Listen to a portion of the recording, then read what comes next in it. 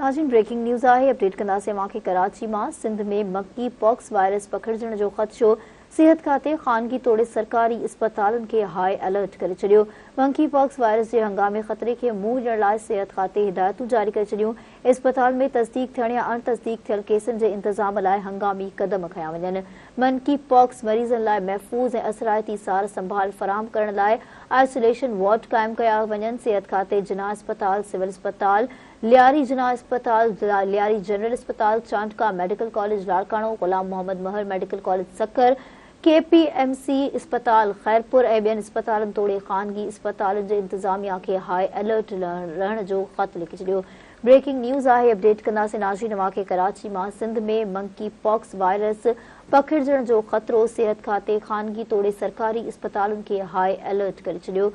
Virus जी हंगामी खतरे के मुंह ॾियण लाइ सेहत खाते हिदायतूं जारी करे छॾियूं। अस्पताल में तस्दीक थियल या अण तस्दीक थियल केसनि जे इंतजाम लाइ हंगामी कदम खया वञनि। सेहत खाते जो चवणु आहे त मरीज़नि लाइ महफ़ूज़ ऐं असराती सार संभाल फराहम करण लाइ आइसोलेशन वार्ड कायम कया वञनि। सेहत खाते जिना अस्पताल, सिविल अस्पताल, जिना अस्पताल, लियारी जनरल अस्पताल, चांटका मेडिकल कॉलेज लाड़काणो, गुलाम मोहम्मद महर मेडिकल कॉलेज सखर, KMC अस्पताल खैरपुर ऐं ॿियनि अस्पतालनि तोड़े खानगी अस्पताल जे इंतजामिया खे हाई अलर्ट रहण जो ख़त लिखी छॾियो।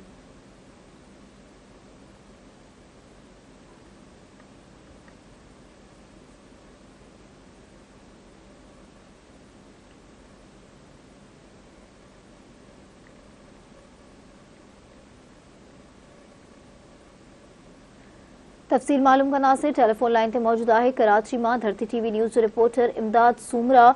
जी इमदाद, छा अपडेट्स आहिनि?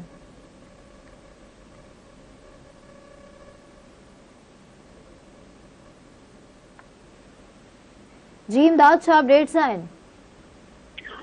जी बिल्कुल, सूबाई वज़ीर सेहत ऐं PWD सिंध जेको आहे हिदायतूं जारी करे छॾियूं त मंकी पॉक्स जेको आहे केस ज़ाहिर थियण खां पोइ सेहत खातो जेको आहे हाई अलर्ट थी वियो आहे। जॾहिं त सेहत खाते सिंध पारां जेको आहे सो हाई अलर्ट जारी कयो वियो आहे। जॾहिं त मंकी पॉक्स वायरस जी हंगामी खतरे खे मुंहुं ॾियण लाइ सेहत खाते पिणु हिदायतूं जारी करे छॾियूं आहिनि। जॾहिं त अस्पतालुनि में तस्दीक थियल या अण तस्दीक थियल केसनि जे इंतज़ाम लाइ फ़ाल कदम खया वञनि।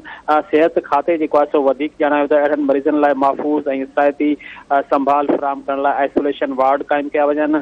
सेहत खाते अस्पताल खे 24 कलाकनि अंदरि मुनफ़ी दबाव, हथ जी सफ़ाई जूं सहूलियतूं ऐं ज़ाती हिफ़ाज़ती सामान समेत मुनासिब इंफेक्शन कंट्रोल करण सां मंकी पॉक्स जे वायरस जे केसनि खे अलॻि करण लाइ अलॻि 5 खां 10 कमरनि सां अलॻि आइसोलेशन सेंटर कायम करे करण जी हिदायत कई वई आहे।